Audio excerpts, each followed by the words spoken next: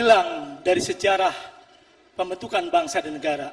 Bung Karno dalam founding father bangsa yang keragaman saat itu mengikhlaskan dirinya bersama-sama mengedepankan kepentingan yang lebih besar.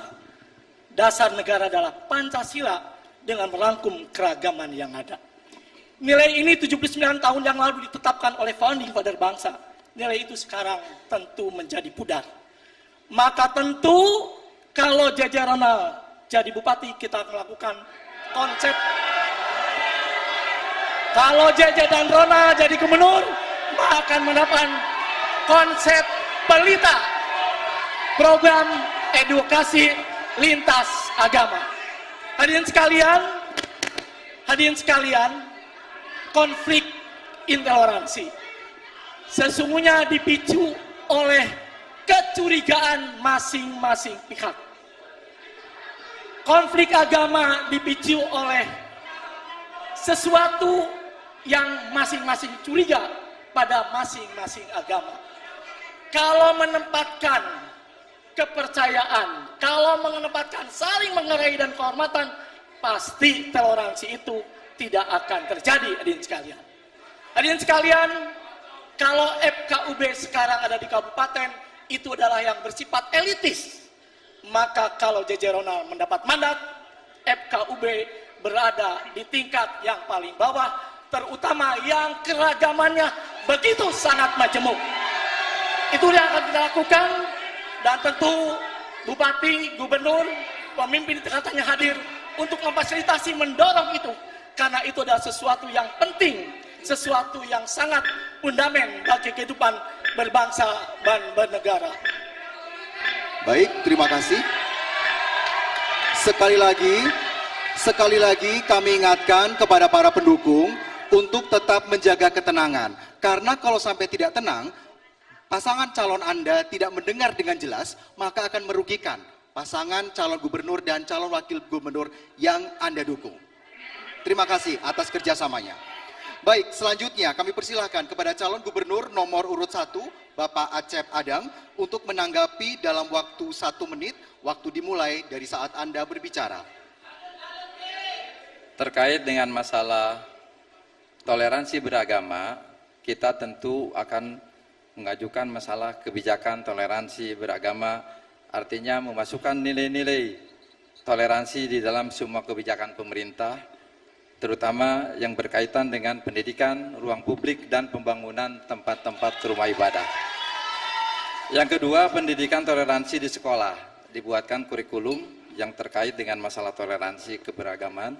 Yang ketiga adalah penguatan forum kerukunan umat beragama, yaitu memperkuat peran FKUB, yaitu di tingkat kabupaten kota dalam konflik dan promosi toleransi beragama. Kemudian yang terakhir adalah penegakan hukum untuk melindungi kebebasan beragama, yaitu di dalam rangka memastikan perlindungan hukum bagi kelompok agama minoritas, termasuk akses tempat ibadah dan layanan publik. Terima kasih.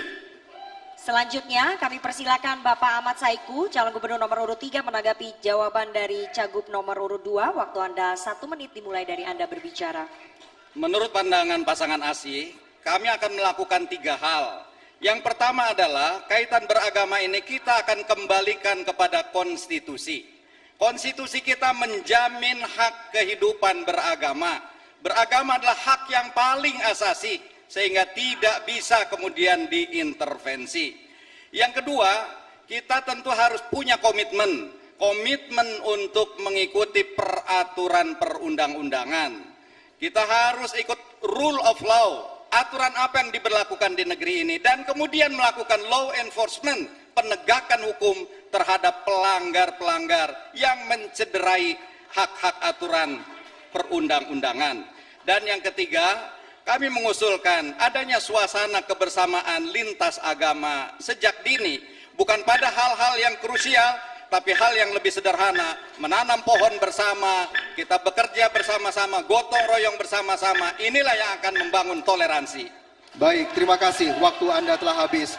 Selanjutnya kami persilakan kepada calon gubernur nomor urut 4, Bapak Deddy Mulyadi, untuk menanggapi. Waktu Anda 1 menit dimulai saat Anda berbicara. Saat saya SD, guru PMP saya namanya Udensius Natet, dia beragama Katolik. Saya ditampar di sekolah, ketika pulang ke rumah saya ditampar lagi oleh orang tua saya. Artinya sesungguhnya orang Jawa Barat sudah sejak lama hidup toleran dan tidak ada problem tentang agama. Yang menjadi problem adalah adanya kekuatan politik yang seringkali mengkapitalisasi isu agama menjadi bagian dari elektoral.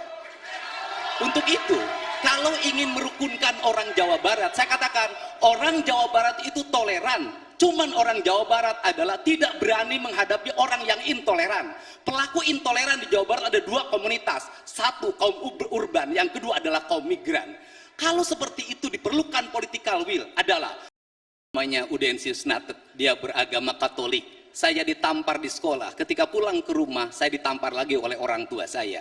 Artinya sesungguhnya orang Jawa Barat sudah sejak lama hidup toleran dan tidak ada problem tentang agama. Yang menjadi problem adalah adanya kekuatan politik yang seringkali mengkapitalisasi isu agama menjadi bagian dari elektoral. Untuk itu, kalau ingin merukunkan orang Jawa Barat, saya katakan orang Jawa Barat itu toleran. Cuman orang Jawa Barat adalah tidak berani menghadapi orang yang intoleran. Pelaku intoleran di Jawa Barat ada dua komunitas. Satu kaum urban, yang kedua adalah kaum migran. Kalau seperti itu diperlukan political will adalah pemerintah provinsi tidak boleh takut terhadap kaum intoleran, berpegang teguh pada peraturan perundang-undangan, dan yang paling utama adalah jangan sekali-kali mengkapitalisasi itu agama untuk kepentingan politik. Ini yang menjadi problem kita. Insya Allah kita semua akan hidup rukun dan Cukup, damai. Bapak, waktunya habis. Selanjutnya kami berikan